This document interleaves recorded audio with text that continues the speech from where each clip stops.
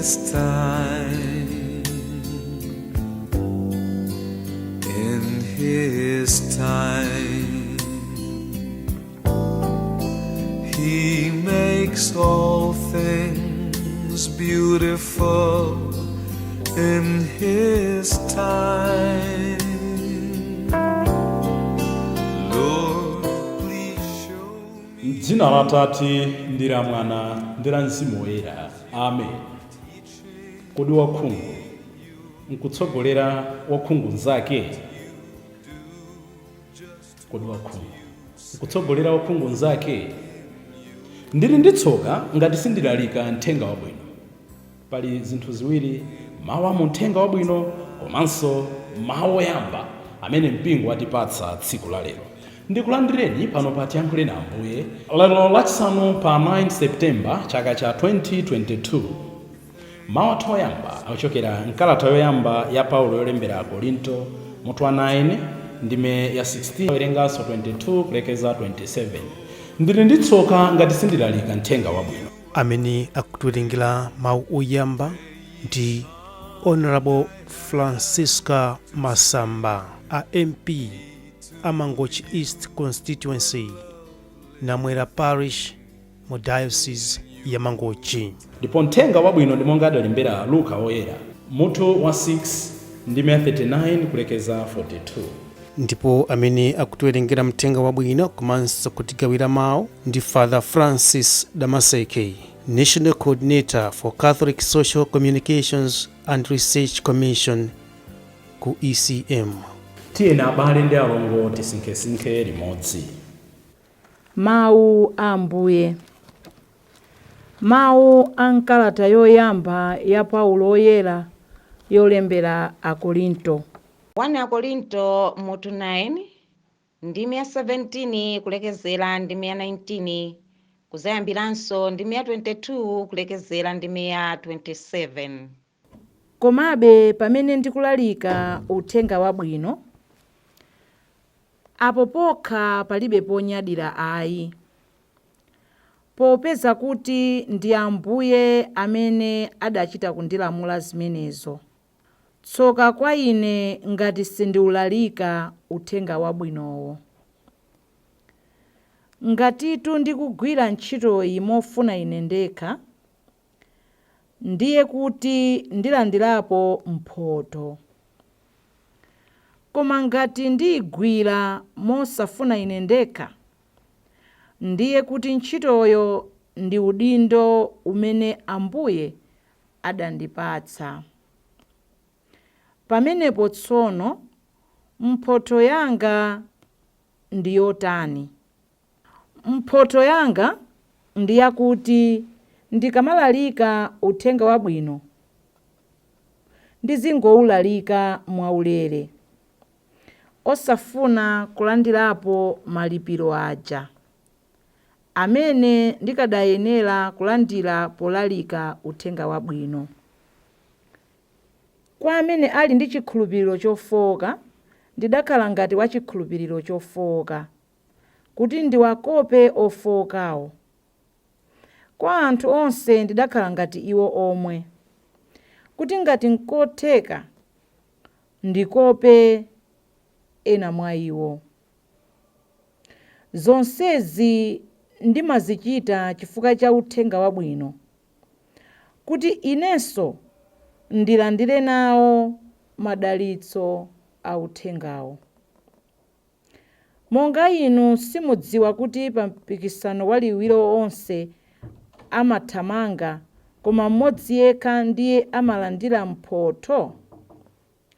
Tsono kuthamanga kwanu kukhale kwakuti nkukalandira mphothoyo. Aliyense wothamanga pa mpikisano waliwiro amadzilesa pa zonse.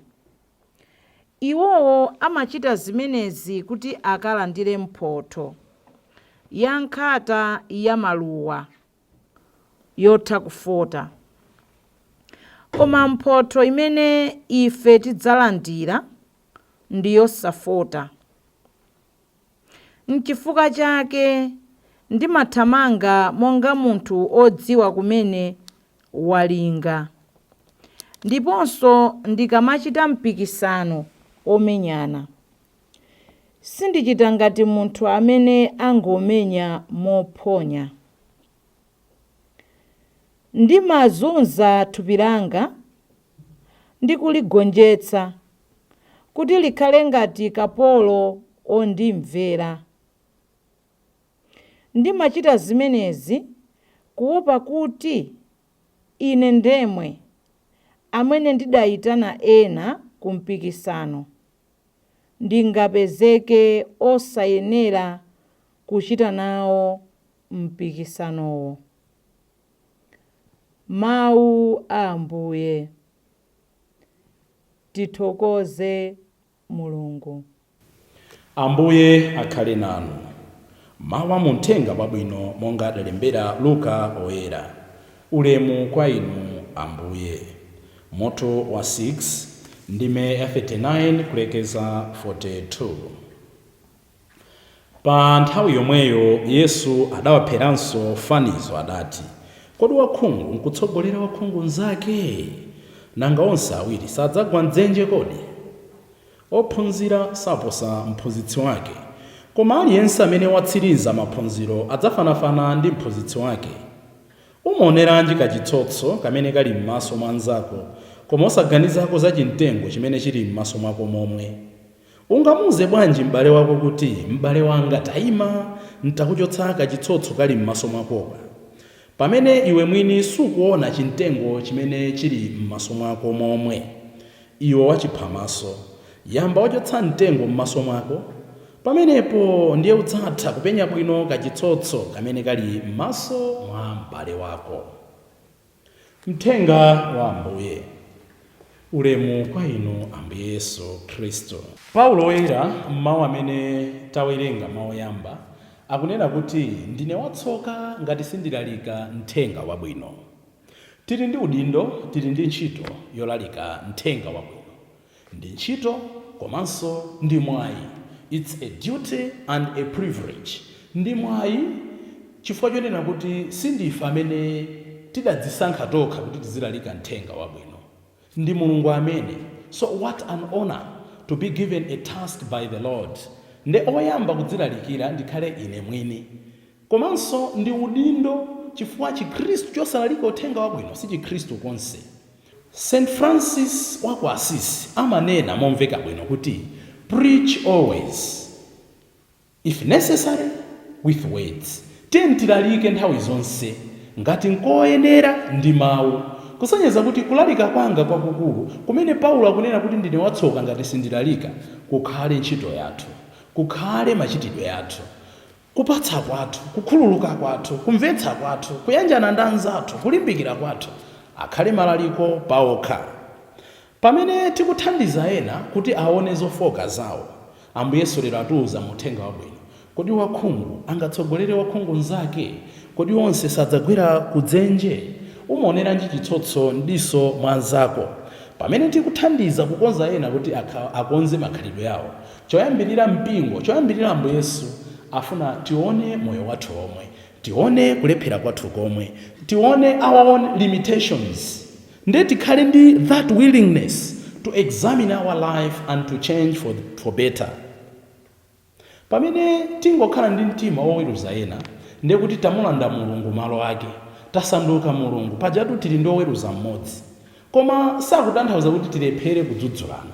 Koma pamene tikudzudzulana, tizindikire kuti monga ndinenera dzana, mtererezi ulibe mwamvu. Aliyense atha kulephera, aliyense atha kubwerera mbuyo. Koma ndathandize anzanga pozindikira kuti zimene achita iwowo, ine mawa, ine dzulo, ine nkuja nditha kupanga, ndimapanga zomwezo.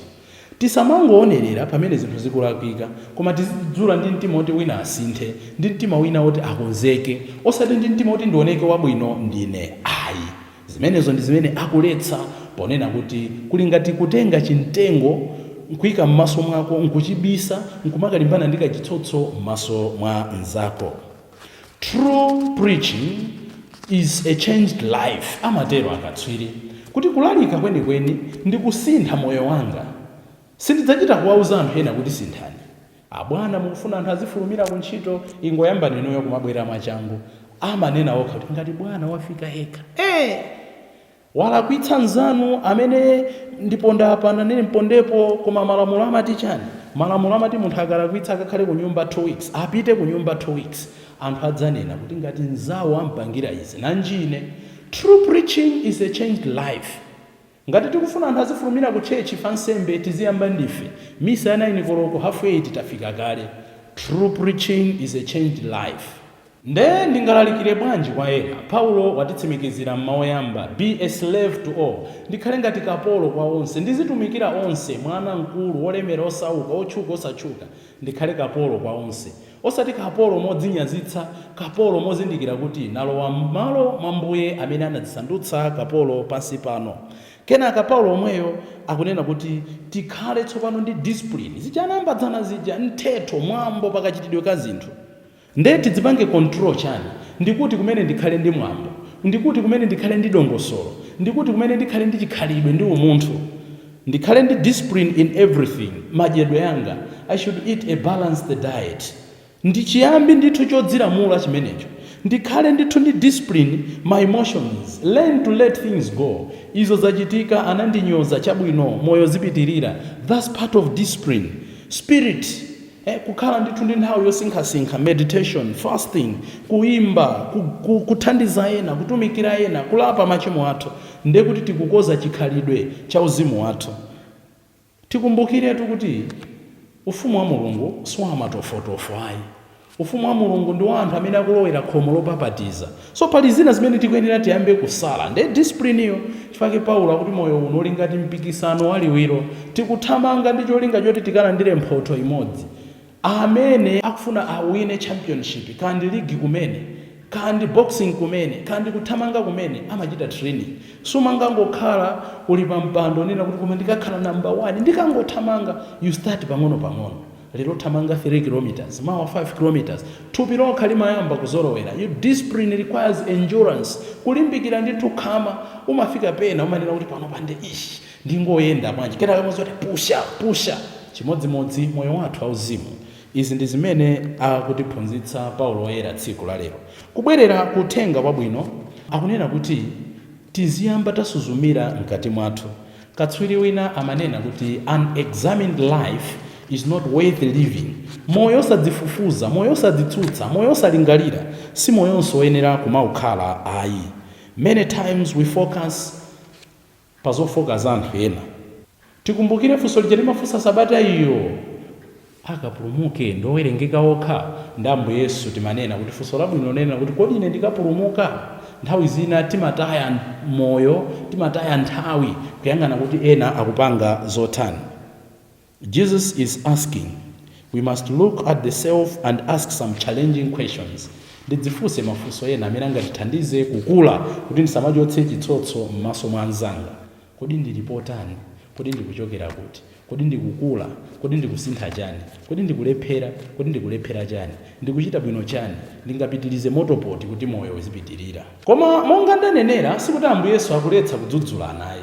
Chifukwa ena pomva kuti akudati samachotseka chitsotso m'maso mwa anzathu, ndiye kuti tikhalanso ndi jamati Keynes mentality. Atamfunsa kuti iwe, kodi m'bale wako ali kuti? Ndeka ine adayankha, kodi ine ndine mulonda wa m'bale wanga? Am I my brother's keeper? Ena timaona ndithu awa akulowerera, awa kumwa mowa wachidakwa, awa kugwiritsa ntchito madragi, awa ndaulesi, awa kupanga katangale ngoti zake wakulawatha. Ayi, tiye tizidzudzula. We must challenge each other with love, knowing that we all have some gray areas. Yet with our shortfalls, we are called to preach. Chifukwa Paulo akunena kuti ndili ndi tsoka ngati sindilalika mthenga wabwino. Nde Pauloyo akutionetsa mmene iyeyo adalalikira. Chitsanzo chabwino titengere kwa iye mwini.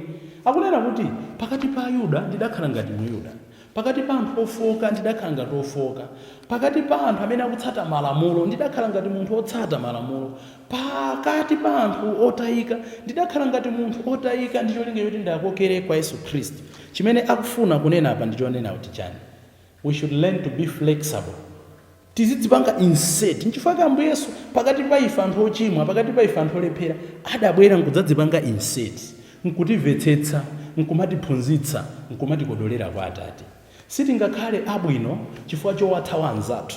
tipite kwanza thopo koma titanyamula mafuta msupa mwathu, chifukwa tikapita opanda mafuta athu akatisokoneza. Koma tipite kwa anthu amene ali corrupt with the aim of changing them.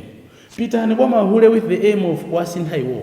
Pitani kwa zidakwa with the aim of to change them. Pitani kwa anthu amabodza with the aim of kukasintha amabodza. Koma timalephera monga anachitira Paulo kuwasintha anthu aja, chifukwa pamene tapita pakati pawo timakhala kuti ife we are worse than anthu amene tikufuna kuwasinthawo. Tikufuna ena atasiya abodza koma ife ndi abodza number 1. Tikufuna ena atasiya uhule koma ife ndi anyengenyenge number 1. Tikufuna titasintha anthu asiye izo ndi izo koma ife ndi tili number 1 kuchita zimene iwo amene tikuwanamizirawo amapanga. Ndine nditsoka ngati sindilalika. Tapempha Ambuye kuti monga mpingo wa ku Korinto umafuna moyo ophweka an easy life, atichotserenso mwa ife kamoyo kongofuna zinthu zachidule zachangu zophweka. Chikhristu si chophweka koma Chikhristu ndi chokoma. Ambuye tithandizeni poyamba kuzindikira kuchotsa chitsotso m'maso mwathu, kenaka tikachotse chitsotso m'maso mwa ena. Ndikufunireni abale ndi alongo tsiku lopambana osatopa pochita zabwino. M'dzina la Atate ndi la Mwana ndi la Mzimu Woyera. Amen. Lord, my life to you I bring. May each song I have to sing be to you a love